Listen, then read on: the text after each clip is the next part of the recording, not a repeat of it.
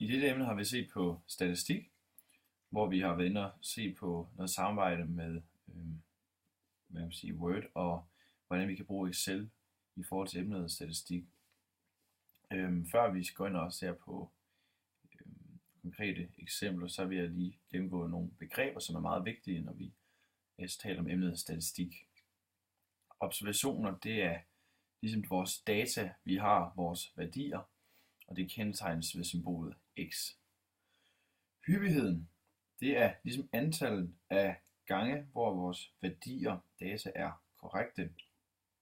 Frekvensen, som er f af x, det er antallet af værdier, som udgør det samlede antal observationer.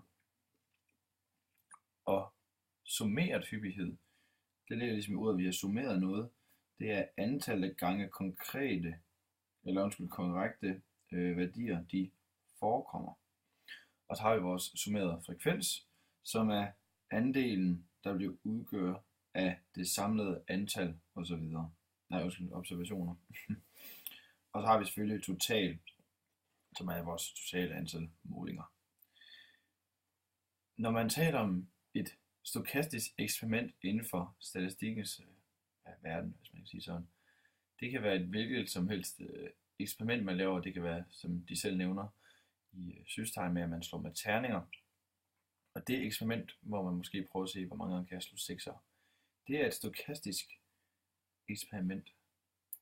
Der er altså et antal forsøg, man gør sig, og så er der et tilfældigt resultat, og så er der en tilhørende stokastisk variabel x.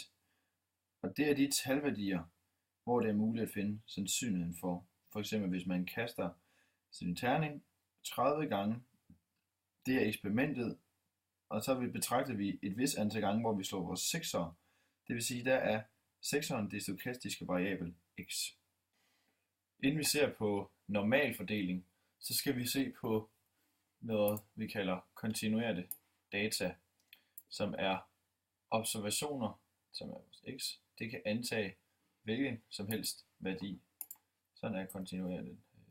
Kan man definere kontinuerte data. Jeg har lige prøvet at sætte lidt data ind her, hvor vi kan se, at vi har nogle værdier, der hedder 3, 5, 10, 22, 8 og 16. Dem vil vi ligesom godt stille op, så de bliver lidt mere simple, så vi stiller dem op i interval. Vi har vores x, det er vores observationer, og så har vi det i intervallet fra 0, hvor jeg ikke er med, og så op til 5. Altså hvor vi ligesom inddeler vores data i intervaller, så det er lidt nemmere at overskue, hvor vi ser fra 5 til 10 og 10 til 15.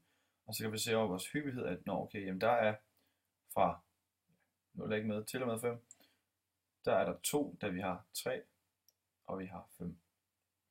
Og så kan vi så se fra 5 til 10. Og så kan vi se, hvad er vores mindste værdi, det er 3, og vores største værdi, det er 22.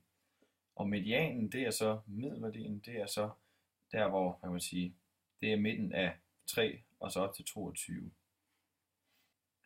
Som sagt, så kan vores continuous data, der kan vores observationer jo antage hvilken som helst værdi, men det er så det, der gør, at vi ikke kan lave vores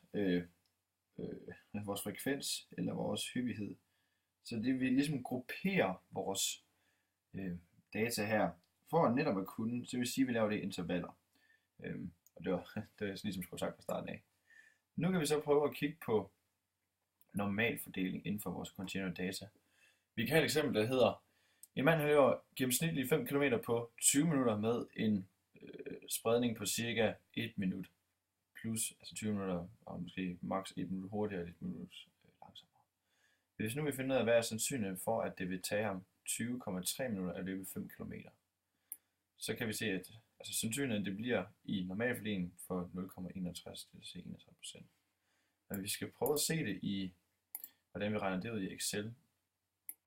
Så tager vi ligesom vores normal distance her, ind under data, og så indtaster vi x, det er de 20 minutter, det er ligesom man tager med at løbe, og så har vi, skal vi se,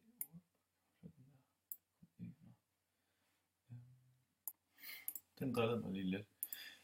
Det er for, at vi skal finde ud af, Jeg vil gerne finde ud af, hvad er sandsynligheden for, at han vil løbe 5 km på 20,3 minutter. Med vores middelværdi på, han løber normalt på de 20 minutter. Og så er der en spredning på cirka 1 minut. Der kan vi se, at resultatet det er 0,6179 eller det. Og så kan vi så regne ligesom sandsynligheden ud for normalfordelingen i sådan et eksempel her.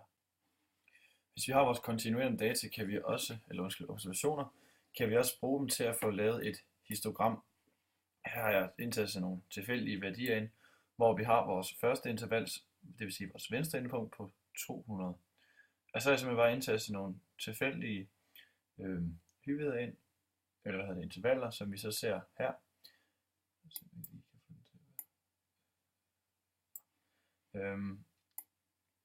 Og så kan man simpelthen beregne, så vi kan se vores interval, som den er inddelt efter, og så vores hyppighed, og så videre inddeling i frekvens, og så summeret frekvens til sidst.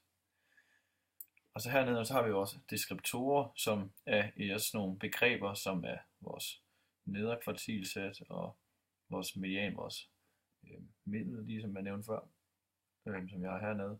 Og så har vi spredningen, forstå den er forskellig. Og så er det så, at vi kan klikke på histogrammet, og så kan vi så se, hvordan det så bliver tegnet. Og vi kan selvfølgelig også se en sumkurve, hvis det var det.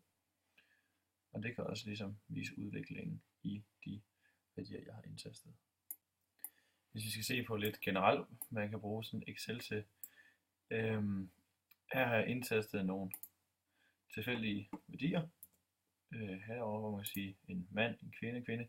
I kan sige, at der har været en undersøgelse, hvor at det er som også det, vi kalder stikprøven. Det vil sige, den del af populationen, som er blevet udnævnt, det er de her 8 personer her.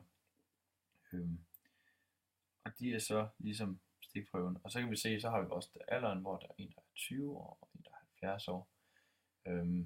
Vi vil gerne have det sorteret, så kan vi jo ligesom markere det, og så gå op i, så kan vi gå op i data for eksempel, og så kan vi så sortere det, hvis det er.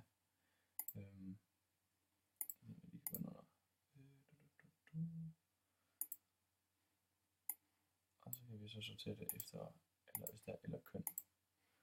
Så når vi har kvinderne, der står først, og så har vi mændene. Eller vi kan vælge at tage den anden vej rundt, hvor vi har, hvor vi ligesom vælger at tage alderen. Så vi kan se, at den yngste er 20 år, og den næste yngste det er en kvinde, som så er 23 år.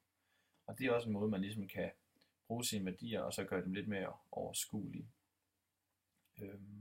Og så kunne man selvfølgelig også, hvis det var, ligesom tegne en lille diagram over, hvordan man også kan se udviklingen i